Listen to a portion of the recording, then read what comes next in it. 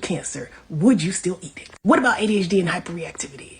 Would you still give it to your kids? What about brain tumors, thyroid tumors, tumors in your kidneys? Would you still eat it? Well, baby, they don't call it the cancer causing rainbow for no reason. Newsflash, the FDA is banning these food dyes from our food supply. But the problem is they're giving these companies a timeline for which to do it. My goal is to inform you of these food dyes, let you know what's in them and what they is so you can avoid them even within this timeline. Because you ain't got time to play with your health. Let's go. So let's start with the red dyes, okay? That's red 40, red number 8, and E122. Now, if they want to trick you, they're going to call it Allura Red, erythrocene, and carmosine. Either way, the claim to fame for red dye is hyperreactivity, asthma, and possible carcinogenicity. That's the potential to cause cancer. Now, erythrocene in particular has been also stated to cause thyroid tumors. That's scary.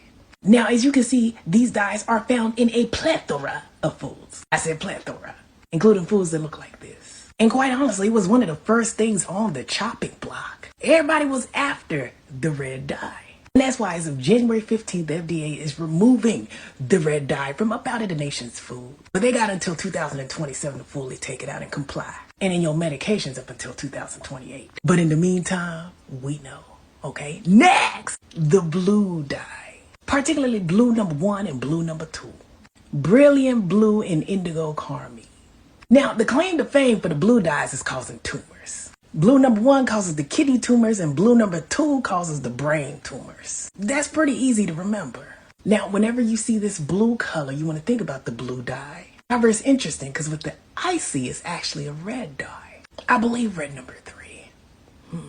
Next, the yellow dyes. 2 yellow dyes to remember, yellow number 5 and yellow number 6. Yellow number 5 is known as tartrazine and yellow number 6 is sunset yellow. Oh, the sun is going to set on sunset yellow because that's known for cytotoxicity and genotoxicity, meaning that it destroys your cells and your DNA. Or at least that's what the scientists propose. Tartrazine causes allergies, allergic reactions, and hyperactivity. All up in this stuff here. And last but not least, the green dye. Now, the good thing about the green dye is that there are no new dyes to learn. That is because the green dye is actually a combination of the yellow and the blue dye. Duh! Back to the primary colors. Still doing the same damage. So at this point, the FDA is not banning all of these dyes. They're saying that, look, you can't consume enough to really hurt you. How much is enough when people is eating, hot Cheetos by the boatload? People are literally living off these processed foods containing these dyes. However, in Europe, they got a warning label on this stuff. So I'm here to warn you too. So you know what to do when it comes to this rainbow, okay? This in your foods.